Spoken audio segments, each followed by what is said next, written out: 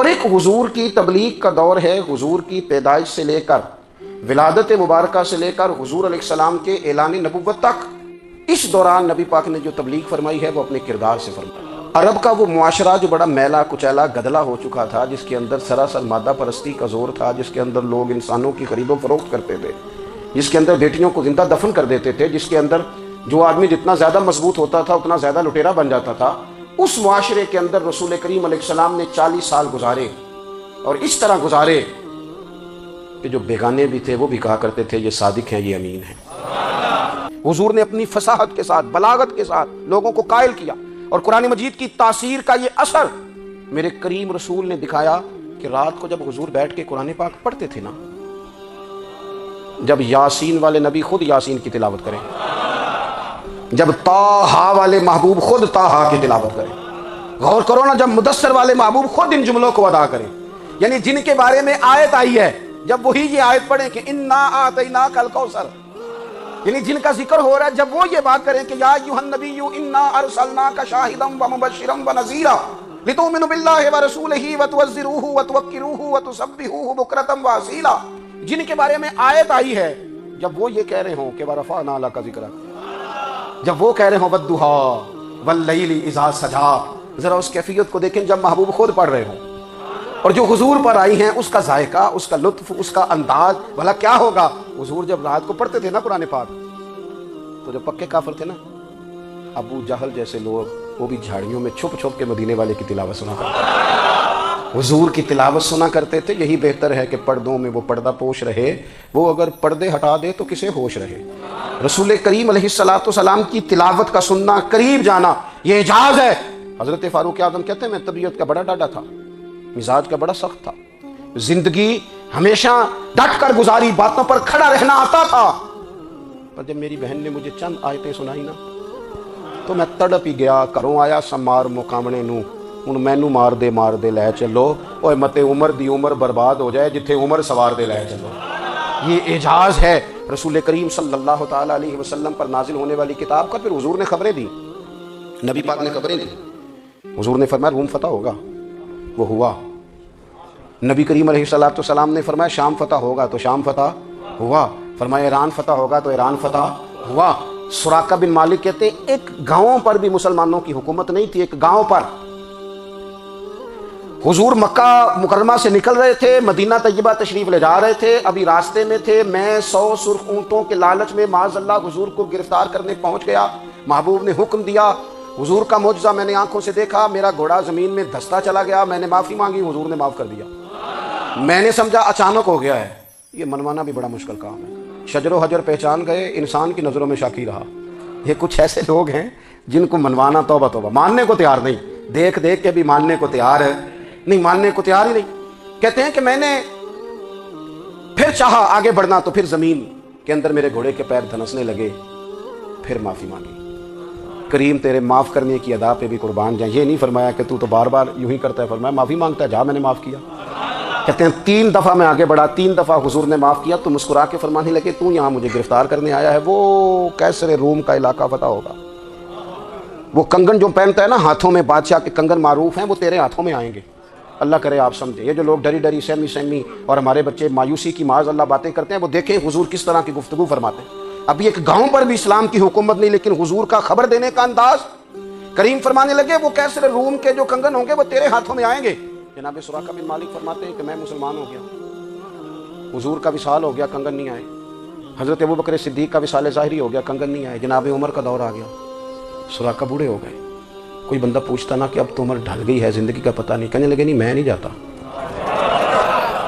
جب تک کنگن نہیں آتے اسرائیل کوئی نہیں آئیں گے، کیونکہ ساڈے نبی دی زبان ساڈے واسطے قرآن۔ جو دن کو کہہ دیا دن ہے تو دن نکل آیا، جو شب کو کہہ دیا شب ہے تو رات ہو کے رہی، اور خدا نے ان کی زبان کو وہ اختیار دیا، جو نکلی منہ سے ان کے وہ بات ہو کے رہی۔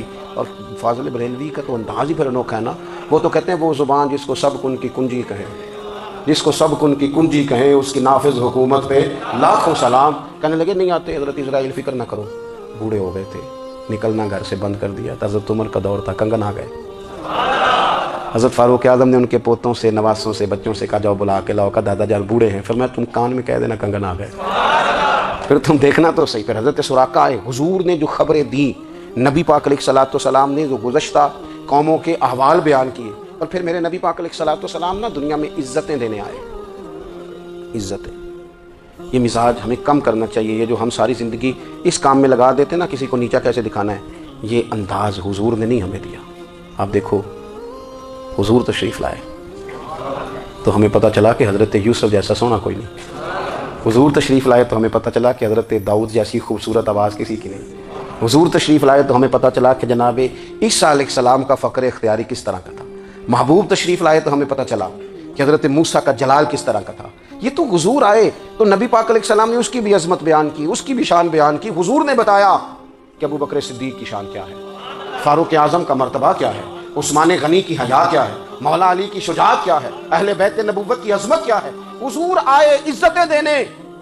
ماں کو عزت دی مدینے والے رسول نے. کہا جس کا باپ راضی ہو گیا اس کا رب راضی ہو گیا. فرمایا جو 2 بیٹیاں 3 بیٹیاں 4 بیٹی بہنیں یا ایک بیٹی یا بہن بیاہ کے آ گیا نا, اس طرح میری 2 انگلیاں جڑی ہوئی ہیں, میرے ساتھ جڑ کے جنت میں جائے. رسول کریم صلی اللہ تعالی وسلم نے عزت دی, عزت دی. حضور عزتیں دینے, کوئی اعزاز نہیں. ان پڑھ بندہ ہے, سادہ ہے, غریب ہے, مزدوری کرتا ہے, ہاتھوں پہ چھالے. یا رسول اللہ اس کا بھی کوئی اعزاز ہے؟ قربان جائیں, میرے کریم نے عزت دی. فرمایا محنت کر کے روزی کمانے والا تو اللہ کا دوست ہے. یہ اینٹیں اٹھانے والا, یہ مشقتیں کرنے والا, یہ صبح دیہاڑی پہ جانے والا, یہ بیچارہ جو اچار سے روٹی کھاتا ہے, تو نے ہر شخص کی قسمت میں یہ عزت لکھی اور آخری خطبے کی صورت میں وصیت لکھی. رسول کریم نے ہر بندے کو اعزاز دیا, عظمتیں دی. حضور عزتیں دینے آئے. نبی پاک علیہ السلام نے اعزازات دیے, حضور نے نوازا. یہ ساری چیزیں میرے رسول پاک کی تشریف. اور پھر یہ جو حضور کے صحابہ اور اہل بیت ہے نا, یہ بھی میرے نبی پاک کی نبوت کی دلیل ہے. اتنی جلدی انقلاب آیا نہیں کرتے. وہ کل تک جو رہزن تھے حضور نے راہبر بنا دیے. وہ لوگ جو کل تک ایک دوسرے کے گلے کاٹ کے کھاتے تھے, ایک دوسرے کو مارتے تھے, تکلیف پہنچاتے تھے, برادری ازم پہ لڑتے تھے, حضور نے بھائی بھائی بنا دیے. ایک پلیٹ میں کھانا کھانے لگے, سیدنا بلال حبشی, صہیب رومی, سلمان فارسی. حضور نے یوں کر کے ملا دیا. نبی کریم علیہ السلام نے تقسیمیں ختم کر دی دنیا.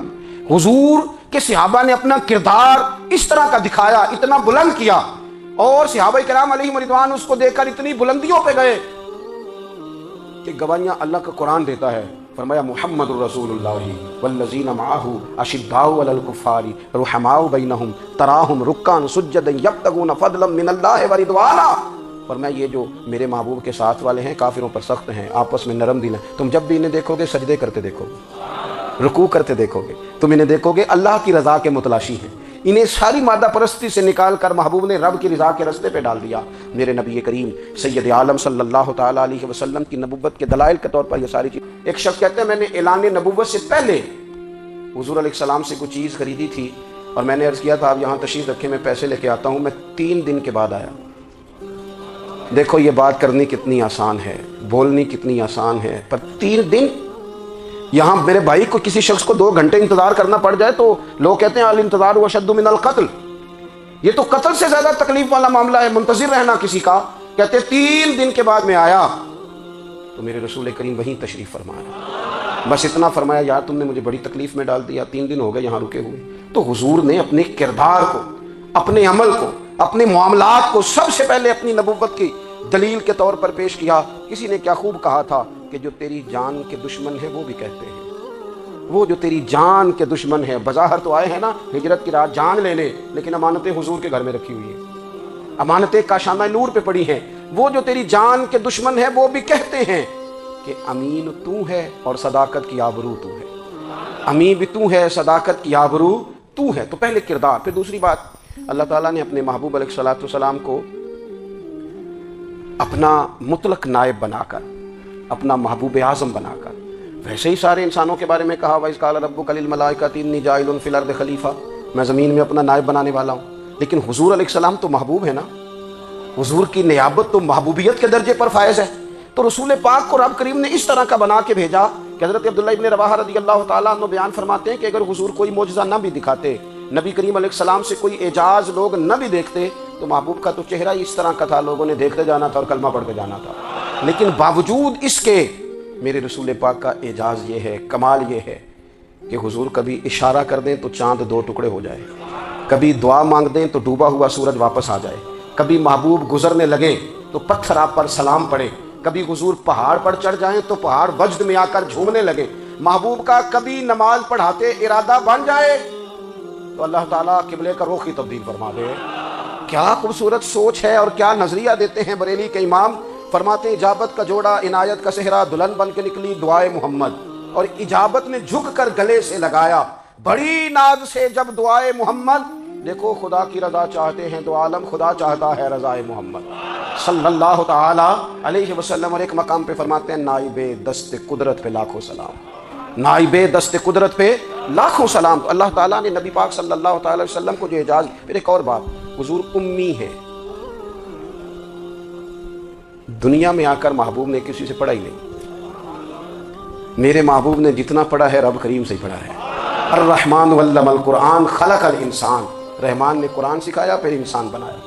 اللہ تبارک و تعالیٰ کی بارگاہ کرم سے حضور نے لیا، رسول کریم امی ہیں، یہ بھی حضور کی نبوت پر ایک بڑی دلیل۔ دیکھو ایک ہوتا ہے کوئی آدمی بچپن سے کسی چیز سے شغف رکھے اور جب اس کی عمر بڑی ہو جائے تو کہتے ہیں اس کا تجربہ بڑا ہو گیا ہے، یہ پہلے کوئی شعر کہتا تھا، کوئی ادبی جملہ کہتا تھا، تو اب اس کی یہ کام کرتے کرتے عمر بڑی ہو گئی ہے تو رسوخ حاصل ہو گیا۔ 40 سال کی عمر مبارک تک نبی کریم نے ایک شعر بھی نہیں کہا۔ حضور علیہ السلام نے کبھی کوئی ایسی بات، ویسے تو حضور کی ہر بات حکمت والی، لیکن جس کو عرب کے لوگ اپنے لہجے میں شاعری یا اپنے لہجے میں ادب کہتے تھے وہ حضور نے بیان نہیں فرمایا۔ لیکن جب 40 سال کی عمر میں اعلان نبوت کیا تو پھر بڑے بڑے فصیح و بلیغ، بڑے بڑے سیانے طفیل بن عمر کہتے ہیں کہ اس شخص کو بھی میں نے دیکھا جسے بڑا ناز تھا اپنی فصاحت اور بلاغت پر، اور جب وہ حضور کے پاس آیا اور اس نے آ کے کچھ باتیں کی تو محبوب خاموشی سے سنتے رہے، اور جب وہ چپ کر گیا تو میرے کریم نے صرف سورہ فاتحہ پڑھی۔ کبھی اٹھتا تھا، کبھی بیٹھتا تھا، کبھی غور کرتا تھا، کبھی دائیں جاتا تھا، کبھی بائیں جاتا تھا، پھر کہنے لگا بتاؤ نا کلام کس کا ہے؟ فرمایا اس رب کا، اس رب کا، اس رب کا جس کا میں رسول بن کے آیا ہوں۔ نبی کریم صلی اللہ تعالی علیہ وسلم امی ہیں، لیکن حضور نے کائنات کے رازوں سے پردے ہٹا دیے، نبی کریم نے جینے کے سلیقے بتا دیے، حضور نے ہر شخص کو اس کے مقصد حیات سے آگاہ کر دیا۔ نبی کریم علیہ السلام نے وہ فلسفہ حیات بیان کیا کہ لوگوں کو صرف جینے میں ہی مزہ نہیں آیا، مرنے میں بھی مزہ آنے لگا۔ لوگ آگے بڑھ بڑھ کے جانیں پیش کرنے لگے، اپنی اولادیں قربان کر، جو فلسفیوں سے کھل نہ سکا اور نکتہ بروں سے حل نہ ہوا، وہ راز ایک طیبہ والے نے بتلا دیا چند اشاروں میں۔ محبوب کریم امی ہیں، لیکن حضور نے اس طرح دنیا کو سکھایا، اس طرح دنیا کو پڑھایا، اس طرح حضور نے علم کے چراغ اور دیپ روشن کیے کہ قیامت تک جسے روشنی ملے گی نا اسے صرف دروازہ مصطفیٰ سے ملے گی، اسے رسول کریم علیہ السلام کے در دولت سے ملے۔ کچھ لوگوں نے کہا کہ اپنے پاس سے آیات بنا کے لاتے، اپنے گھر میں بیٹھ کے دعوے کر لینا تو کوئی مشکل کام نہیں نہ ہوتا، سارے لوگ ہی کر لیتے ہیں۔ بلکہ وہ ہمارے ایک بزرگ کہا کرتے تھے خیالی پلاؤ پکائیے ٹکے ہو کدے بھی کاٹ نہ پائیے، کیونکہ کون سا پیسوں کا ڈالنا ہے، زیادہ ڈالیں آپ اور زیادہ ڈالیں۔ بہت سارے لوگ ہیں آج بھی، کچھ لبرل ہیں بیچارے، کچھ دین بیزار طبقہ ہے، وہ کہتے ہیں جناب ہمیں تو جدید باتیں بتائیں، ہمیں تو نئے اسلوب کے مطابق لے کے چلیں، ہمیں تو او بھائی سن، میرے نبی پاک علیہ السلام نے فرمایا میرا قرآن کبھی پرانا نہیں ہوگا، اسے پڑھ کے دیکھ، اس کی جدت کا حسن دیکھ، یہ تو کھلا ہوا باغ ہے، تو ایک دفعہ اس کے قریب آئے گا تو خوشبو ملے گی، دوسری دفعہ آئے گا تو اس سے زیادہ تازی ملے گی، ایک دفعہ پھل کھائے گا تو مزیدار ہوگا اور دوسرا کھائے گا ہو سکتا ہے شکل ملتی جلتی ہو لیکن ذائقہ بڑا نرالا ہوگا۔ تو تو صحیح نا، جب کچھ لوگوں نے کہا یہ خود سے بنا کے آیات لاتے ہیں تو فرمایا وَإِن كُنتُمْ فِي رَيْبٍ مِّمَّا نَزَّلْنَا عَلَىٰ عَبْدِنَا فَأْتُوا بِسُورَةٍ مِّن مِّثْلِهِ، اگر تمہیں کوئی شک ہے اس میں جو ہم نے اپنے بندہ خاص میں نازل کیا ہے تو تم بھی اس جیسی ایک آیت بنا کے لاؤ۔ اور چلو چیلنج کھلا دے دیا، فرمایا وَادْعُوا شُهَدَاءَكُم مِّن دُونِ اللَّهِ، اللہ اور اللہ والوں کو چھوڑ دو، تفسیری ترجمہ عرض کر رہا ہوں، یعنی صحابہ کو چھوڑ دو، حضور کے ماننے والوں کو چھوڑ دو، باقی ساری دنیا کے کافر اکٹھے ہو جاؤ، ایک آیت بس قرآن جیسی لے کے آؤ، ایک آیت لے کے آؤ، ان کنتم صادقین، اگر تم سچے ہو۔ جوانوں سنو، کہا ایک آیت، اور یہ چیلنج آج تک قرآن مجید کا موجود ہے، آج تک وَإِن كُنتُمْ فِي رَيْبٍ مِّمَّا نَزَّلْنَا عَلَىٰ عَبْدِنَا فَأْتُوا بِسُورَةٍ مِّن مِّثْلِهِ، تم قرآن کے مقابلے کی ایک صورت لے کے آؤ اور سارے حمایتی اکٹھے کر لو اپنے، ان کنتم صادقین، اگر تم سچے ہو۔ جواب تو ادھر سے آنا تھا نا، لیکن کائنات کے رب نے جواب بھی خود دیا، فرمایا فَإِن لَمْ تَفْعَلُوا وَلَن تَفْعَلُوا، اگر تم نہ لا سکے، اور فرمایا تم لا سکتے بھی نہیں، اگر تم نہ لا سکے اور تم لا سکتے بھی، نہ خنجر اٹھے گا نہ تلوار تم سے، یہ بازو میرے آزمائے ہوئے ہیں، ولن تفعلوا، تم لا بھی نہیں سکتے، فاتقوا النار التی وقودها الناس والحجارہ، پھر اس آگ سے ڈر جاؤ جس کا ایندھن آدمی اور پتھر ہے۔